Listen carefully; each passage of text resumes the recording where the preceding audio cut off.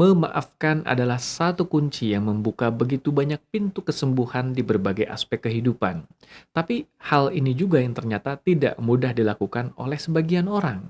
Di satu sisi, mereka sadar bahwa memaafkan itu penting, tapi di sisi lain, hal ini sulit sekali mereka lakukan. Seperti apa lebih jelasnya dan bagaimana menyikapinya? Simak uraiannya di Live Restoration serial video kali ini.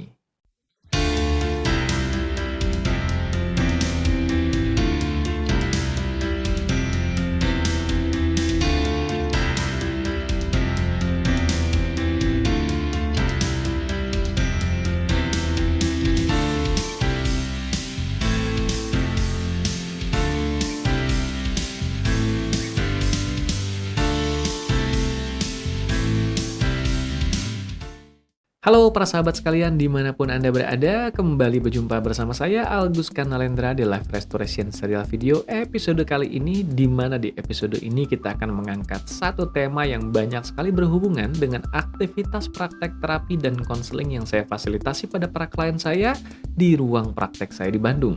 Seperti kita sudah sempat mengulasnya di bagian pembuka video kali ini, tema kita akan berhubungan dengan sulitnya memaafkan, atau kenapa sebagian orang sulit untuk bisa memaafkan. Dan tentunya yang paling penting, bagaimana agar memaafkan ini bisa terjadi dengan lebih mudah. Tapi sebelum kita memasuki inti bahasan kita, saya juga tidak lupa mengajak Anda untuk subscribe dulu YouTube channel ini, Algus Kanalendra, kalau Anda belum subscribe. Sambil juga aktifkan lonceng notifikasi, sehingga Anda bisa menjadi salah satu dari mereka yang pertama kali mendapatkan informasi setiap kali saya mengunggah berbagai konten terbaru di YouTube channel ini, termasuk ketika saya mengadakan live streaming setiap minggunya. Sebagai seorang hipnoterapis dan life coach, salah satu peran profesi saya adalah membantu memfasilitasi proses perubahan dalam diri para klien saya. Tepatnya perubahan di mana saat ini mereka berada di sebuah kondisi yang dirasanya tidak ideal untuk bisa berubah memasuki sebuah kondisi yang dirasanya lebih ideal. Perubahan ini bisa didefinisikan di berbagai aspek kehidupan, dari mulai kesehatan fisik misalnya, menjadi pribadi yang lebih sehat, lebih segar, lebih bugar, atau dalam hal kedamaian batin, lebih tenang, lebih mampu mengelola emosi dengan lebih baik, termasuk juga dalam hal peningkatan kondisi keuangan atau kinerja atau karir, dan juga perbaikan dalam kualitas hubungan, termasuk juga peningkatan atau pembenahan spiritual atau arah kehidupan. Di dalam membantu proses perubahan atau pembenahan ini, tidak jarang saya mendapati mereka sulit untuk bisa berpindah ke kondisi barunya karena mereka masih terbelenggu oleh berbagai luka lama dalam diri mereka. Yang dimaksudkan sebagai luka dalam ilustrasi ini adalah sebuah perasaan marah, sedih, kesal, benci, kecewa, atau apapun itu di mana perasaan itu ditujukan pada orang lain. Atau ada orang-orang tertentu yang mereka tuding sebagai penyebab adanya luka itu dalam diri mereka. Disinilah memaafkan menjadi kunci penting untuk bisa melepaskan mereka dari belitan luka lama itu. Tapi sebagaimana saya katakan di awal video tadi juga, bahwa proses memaafkan inilah yang ada kalanya sulit dilakukan oleh sebagian orang. Apa yang menjadikan proses memaafkan ini sulit dilakukan dan bagaimana menyikapinya? Hal inilah yang ingin saya bagikan di video kali ini. Sedikit catatan dulu bahwa apa yang saya bagikan di video kali ini merupakan refleksi dari apa yang saya alami dan saya fasilitasi pada para klien di ruang praktek terapi dan konseling saya di Bandung.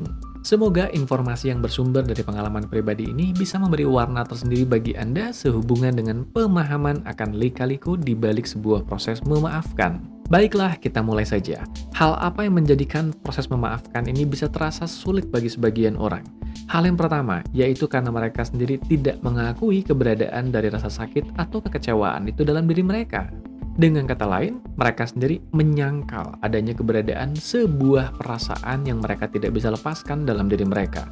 Kalau dari awal saja perasaan ini sudah disangkal, bagaimana mungkin memaafkan bisa terjadi? Kita mengenal hal ini sebagai penyangkalan atau denial. Yang kedua, yang membuat proses memaafkan menjadi sulit masih berhubungan dengan poin pertama tadi.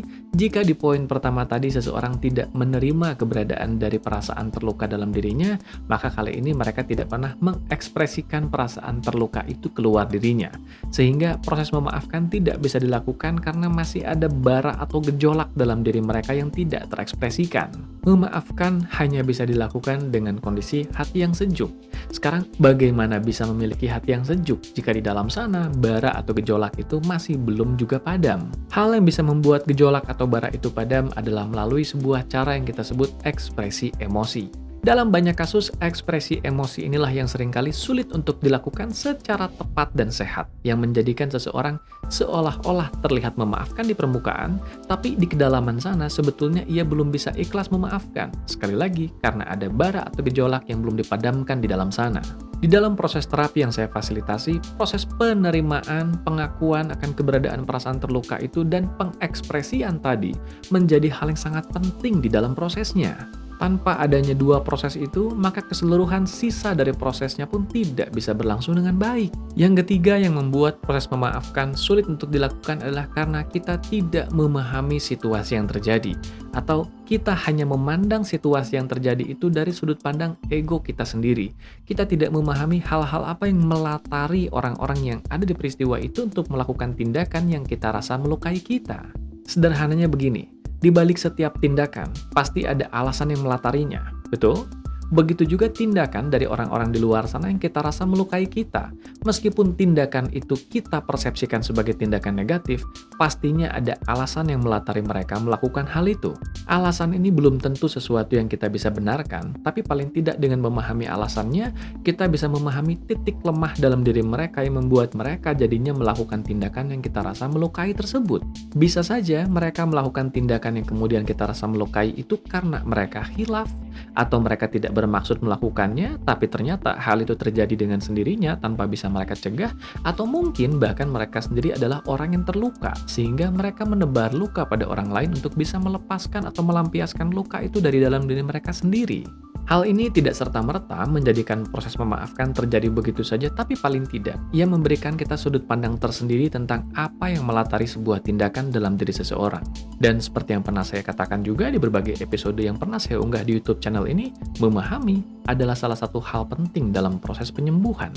Namun demikian, proses untuk bisa memahami yang terjadi ini juga bukan sesuatu yang mudah dilakukan begitu saja. Selama masih ada bara dan gejolak di dalam diri seseorang, maka proses pemahaman ini tidak akan berlangsung dengan mudah. Itulah kenapa di poin kedua tadi, yang perlu kita lakukan adalah mengekspresikan dulu ganjalan atau bara itu secara tepat dan sehat.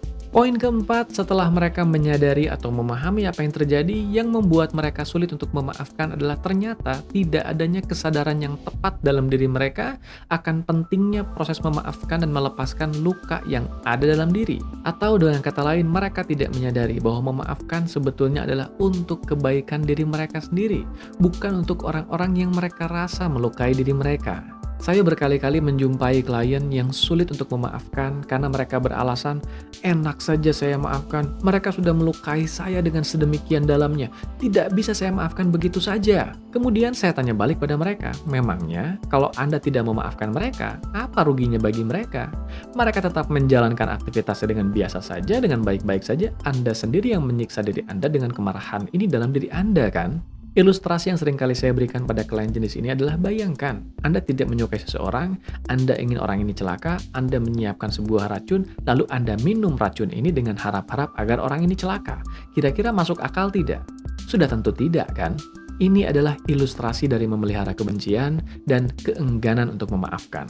Kita terus memelihara kebencian itu dalam diri kita menunjukkan kebencian itu pada orang yang kita tidak sukai, tapi tanpa kita sadari sebetulnya kebencian itu sendiri yang menghancurkan kita dari dalam. Disinilah penting adanya dalam diri kita untuk memiliki sebuah kesadaran bahwa memaafkan adalah untuk kebaikan dan kemajuan hidup kita sendiri, bukan untuk orang yang kita rasa menyakiti kita. Kalaupun mereka tetap dengan perilakunya, kalaupun mereka tidak berubah, ya itu adalah urusan mereka.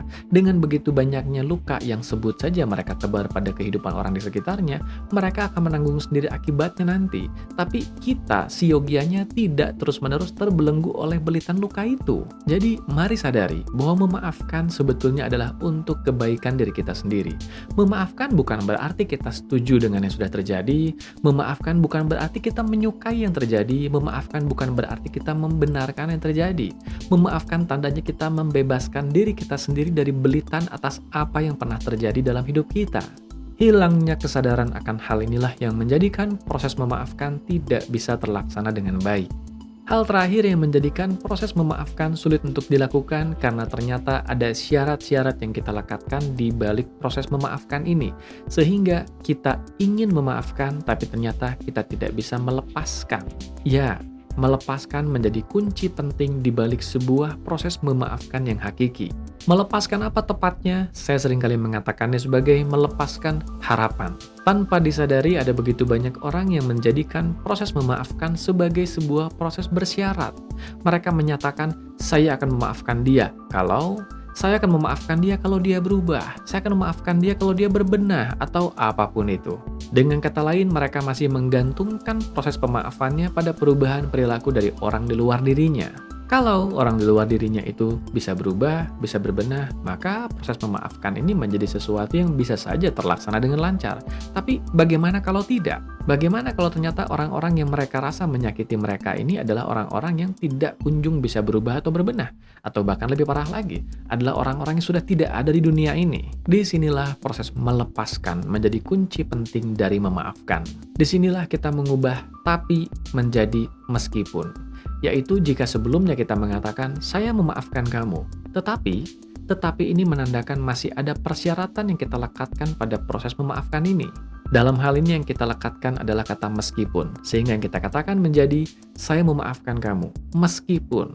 Meskipun ini menandakan kita sudah melepaskan segala harapan apapun dari orang yang akan kita maafkan. Artinya, terlepas dari mereka berubah atau tidak, atau apapun kondisi yang berlangsung di luar sana tentang diri mereka, kita tetap memaafkan mereka sepenuhnya. Karena yang kita lepaskan adalah harapan atau kemelekatan tentang perubahan diri mereka. Nah, itulah dia 5 hal yang menjadikan proses memaafkan sulit untuk dilakukan, yaitu penyangkalan, atau kita menolak keberadaan dari rasa terluka itu dalam diri kita.